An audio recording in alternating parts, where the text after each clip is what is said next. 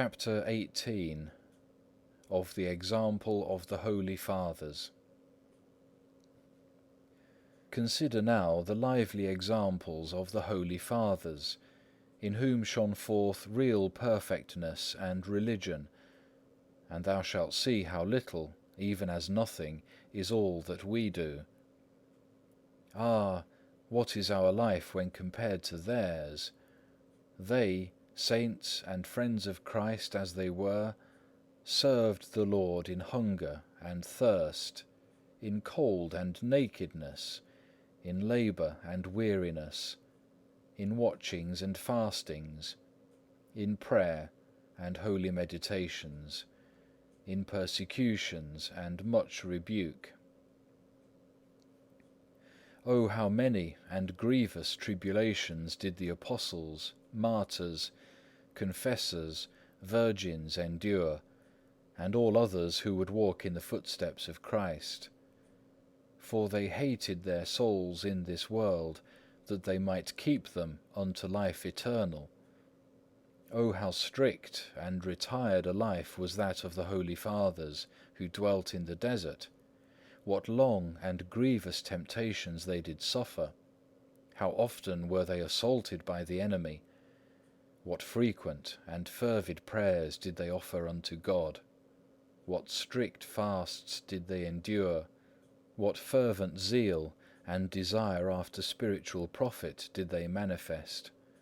How bravely did they fight that their vices might not gain the mastery! How entirely and steadfastly did they reach after God!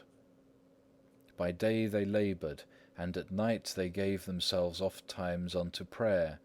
Yea, even when they were labouring, they ceased not from mental prayer. They spent their whole time profitably. Every hour seemed short for retirement with God, and through the great sweetness of contemplation, even the need of bodily refreshment was forgotten. They renounced all riches, dignities, honours, friends, kinsmen. They desired nothing from the world. They ate the bare necessaries of life. They were unwilling to minister to the body even in necessity.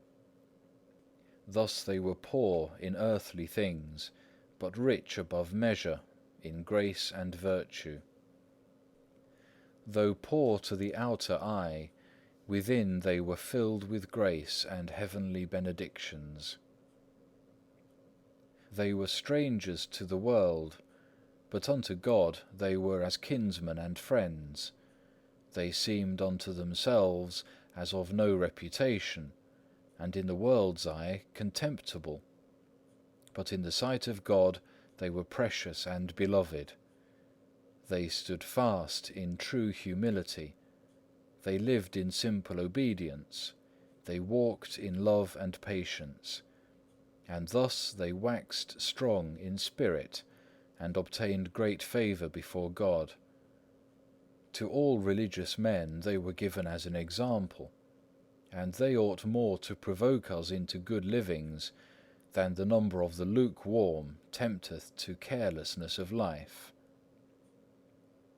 Oh, how great was the love of all religious persons at the beginning of this sacred institution! Oh, what devoutness of prayer! What rivalry in holiness! What strict discipline was observed! What reverence and obedience under the rule of the Master showed they in all things! The traces of them that remain until now testify that they were truly holy and perfect men, who fighting so bravely trod the world under foot. Now a man is counted great, if only he be not a transgressor, and if he can only endure with patience what he hath undertaken. Oh, the coldness and negligence of our times, that we so quickly decline from the former love, and it is become a weariness to live because of sloth and lukewarmness. May progress in holiness not wholly fall asleep in thee, who many times hast seen so many examples of devout men.